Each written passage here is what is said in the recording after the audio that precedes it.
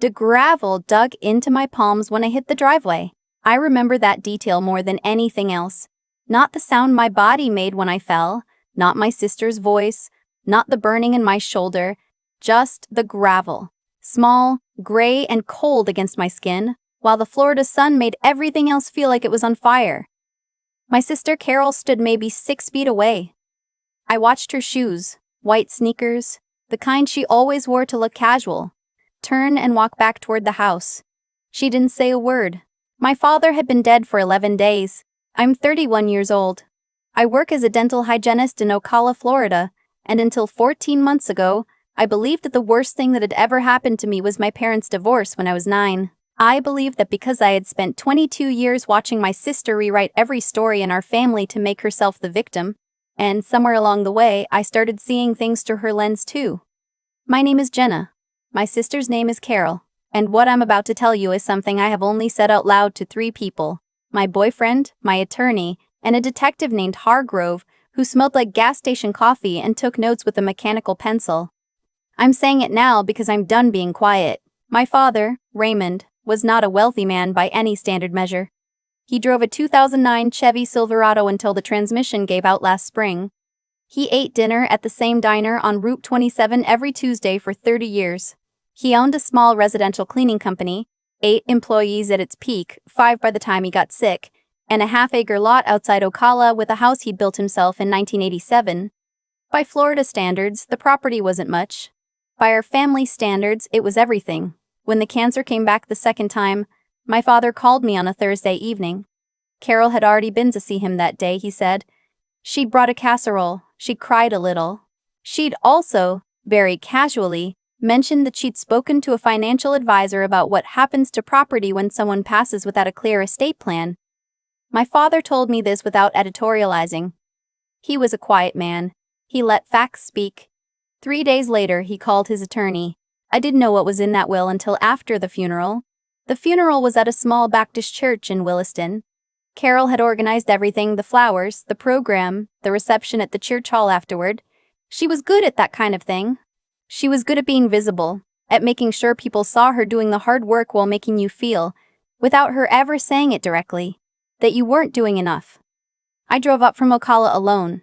My boyfriend Drew wanted to come, but I told him it wasn't necessary. That was a mistake I would think about for a long time afterward. Carol greeted me at the door of the church with a hug that lasted exactly long enough to look sincere in front of people. Her husband, Mitch, shook my hand and said, "So sorry for your loss." Like I was a neighbor he barely knew, not his sister-in-law of 9 years. I sat in the second pew. Carol sat in the first. After the service, during the reception, I overheard her telling one of my father's old friends that she had been his primary caregiver for the past 18 months. I had driven to Williston every other weekend for the past 18 months. I hadn't kept count because it hadn't seemed like something you kept count of. I started keeping count after that conversation.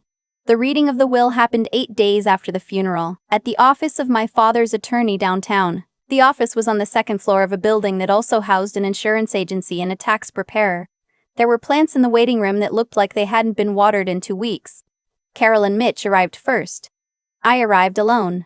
The attorney, a man in his late 60s named Gerald, offered us coffee from a machine in the corner. Carol declined. I took a cup and held it without drinking it. Gerald read the will in about 12 minutes. My father left the cleaning business, its equipment, its client contracts, its small operating account with approximately $14,000 in it to Carol. He left the house and the property to me.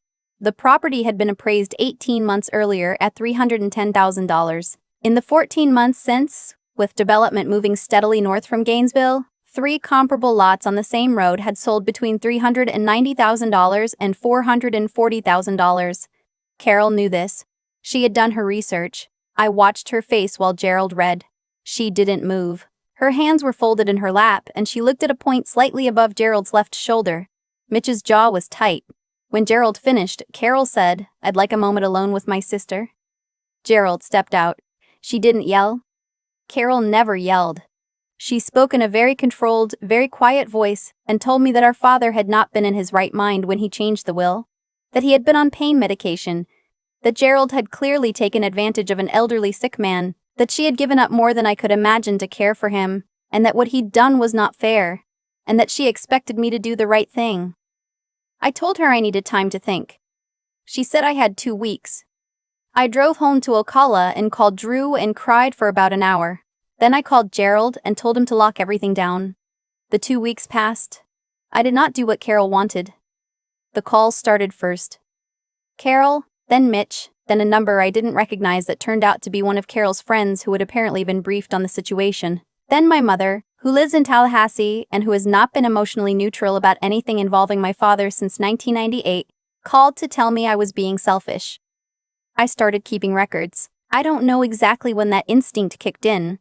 Maybe it was something Drew said, or maybe it was just the part of my brain that had spent 3 decades watching Carol operate and had finally decided to stop being passive about it. I saved every voicemail. I took screenshots of every text.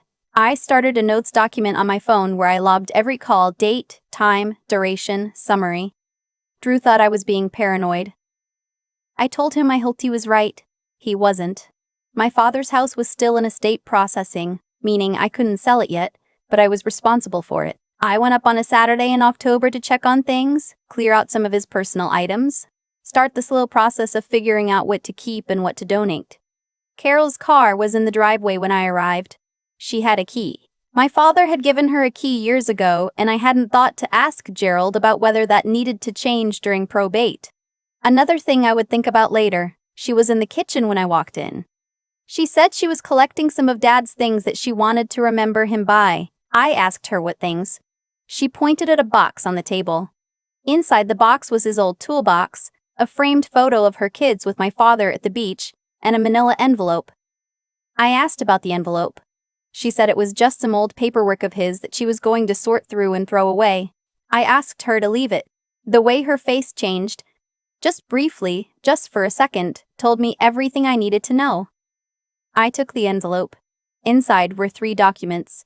2 were old insurance statements, the kind you'd find in any kitchen drawer.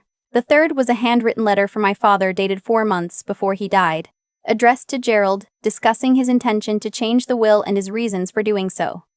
It was, as far as I could tell, the only copy. Gerald had his own records, but this was my father's personal copy, and if Carol had walked out of that house with it, it would have disappeared. I drove home with the envelope on the passenger seat and my hands shaking on the wheel the entire way. The incident with the gravel happened 3 weeks later. Carol had called that morning and asked if we could talk in person. She said she wanted to clear the air. She said she'd been doing a lot of reflecting and she understood she'd been out of line and she just wanted us to get back to being sisters. I should have said no. I have asked myself many times why I didn't say no. I think I wanted it to be true. I think some part of me, the part that remembered being 7 years old and sharing a room with her, the part that had spent my whole life trying to keep the peace in our family, wanted to believe that this version of Carol was the real one. I drove to her house in Gainesville on a Sunday afternoon. She met me in the driveway. She was friendly, warm even, in a way that now feels like watching footage of something that was staged. We walked around to the back of the house where she had a small patio and she offered me iced tea and we sat down. And for about 20 minutes, we talked about nothing. Our kids, her kids, the weather, a cousin's upcoming wedding. Then she brought up the house again. I told her my answer hadn't changed. What happened next happened fast. She stood up. I stood up. She said something. I've replayed the exact words so many times that they've started to blur at the edges.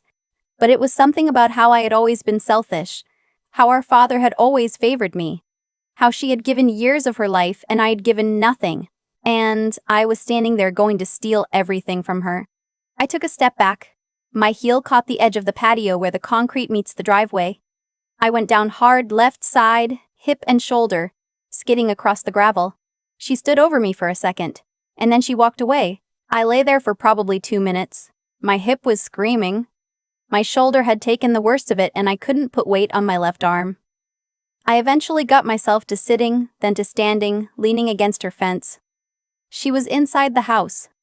The back door was closed. I drove myself to urgent care in Gainesville. The shoulder was badly bruised. Not broken, though the doctor said another inch in the wrong direction, and it might have been. I told the doctor I'd slipped on my sister's driveway. That was true. It was also incomplete. In the car afterward, I sat for about 10 minutes before I could make myself drive. And then, something shifted. Not dramatically. It wasn't like a movie moment.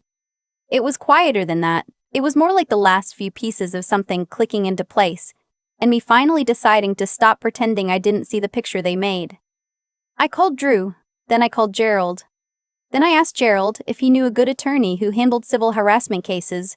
He did. Her name was Dana Winslow, and she had an office in Gainesville and a reputation for being, as Gerald put it, extremely thorough. She was in her late 40s, wore her hair in a short natural, and had a way of listening that made you feel like she was cataloging everything you said.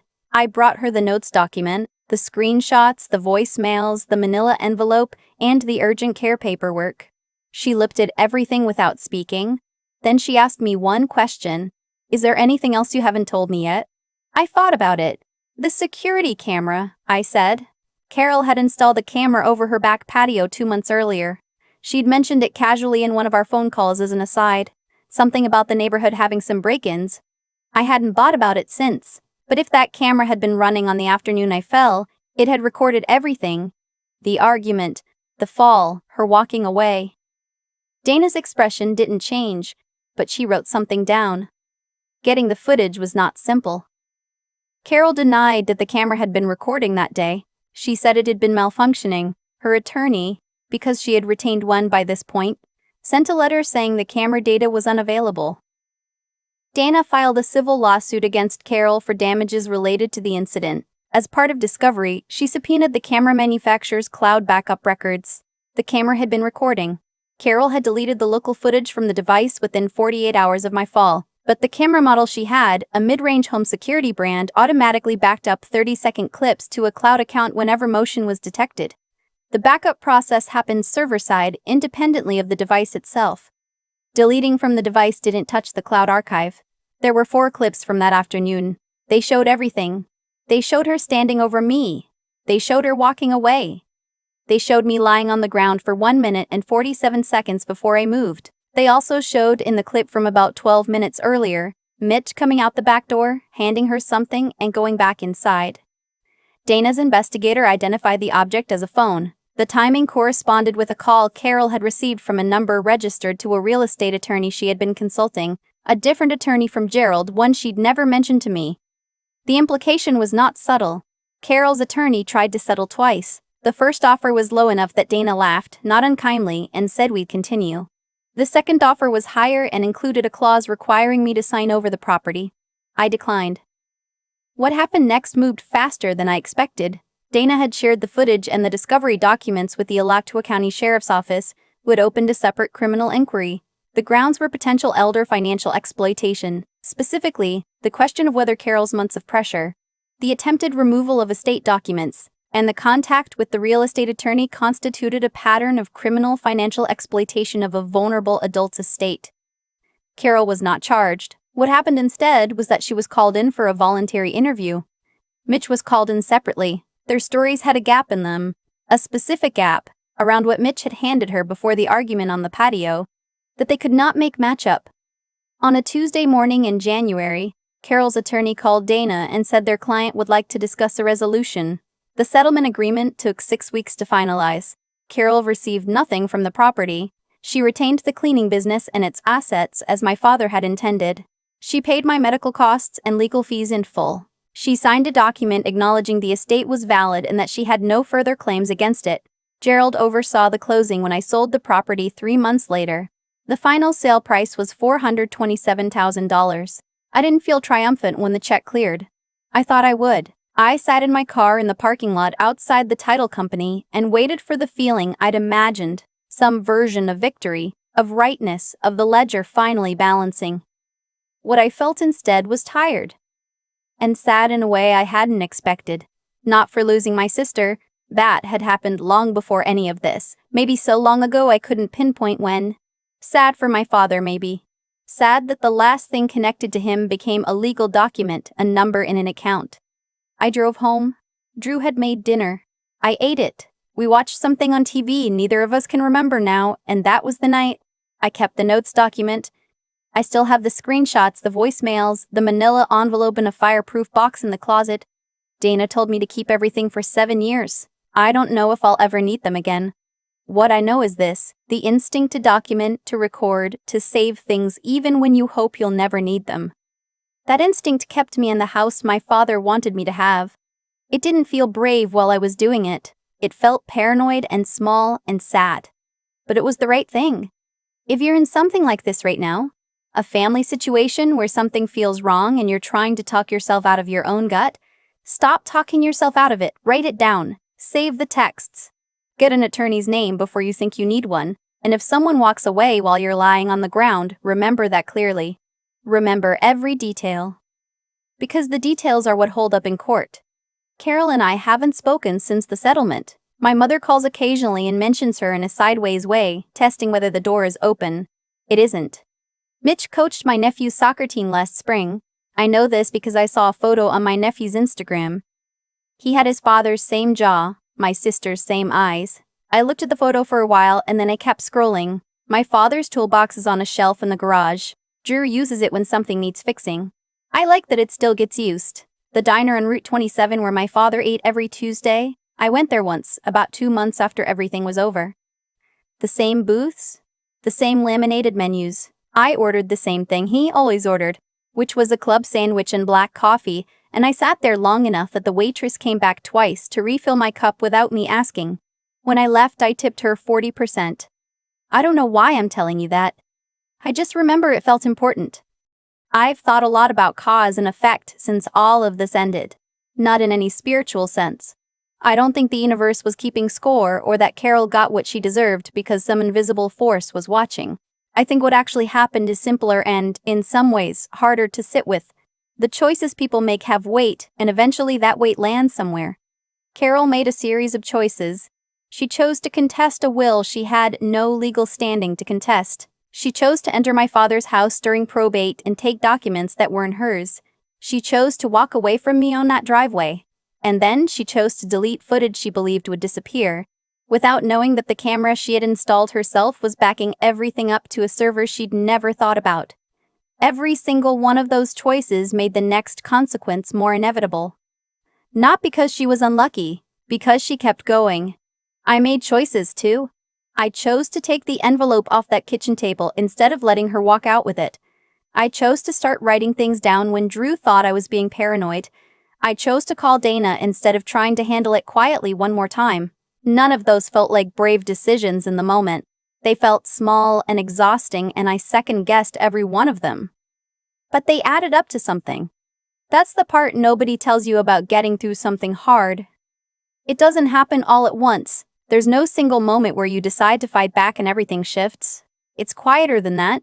It's saving a voicemail at 11 at night when you're tired and you'd rather just delete it and go to sleep. It's writing down a date and a time in your notes app even though you hope you'll never need it.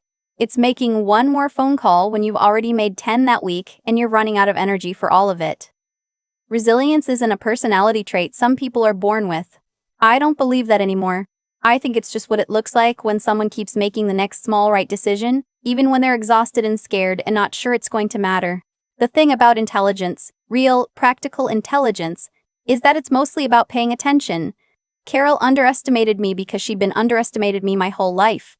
She assumed I would do what I'd always done, which was absorb the pressure and eventually give in. She didn't account for the version of me that had finally started paying attention to the pattern. Once I saw it clearly, I couldn't unsee it. And once I stopped trying to unsee it, I knew exactly what I needed to do. My father left me that property because he knew me, not because he loved me more. I don't think it was about that. I think he saw something in me that I hadn't fully seen in myself yet. The ability to hold on.